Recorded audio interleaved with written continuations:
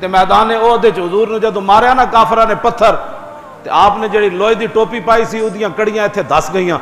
تے صدیق اکبر آئے انہاں نے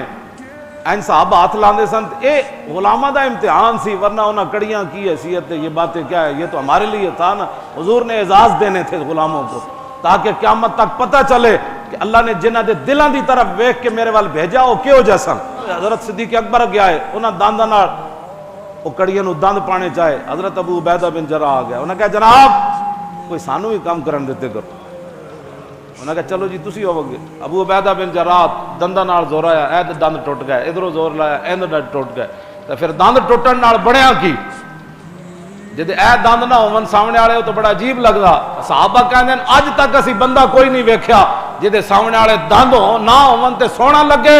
ابو عبیدہ بن جراح دے دند اے تے اتنے سونے نئے جدوں حضور تے قربان کیتے پھر اور سونے ہو گئے اقبال کہندا عاشقان او ز خوباں خوب تر خوش تر و زیبا تر و محبوب تر اقبال کہندا جڑا محمد عربی دا غلام ہوے وچوں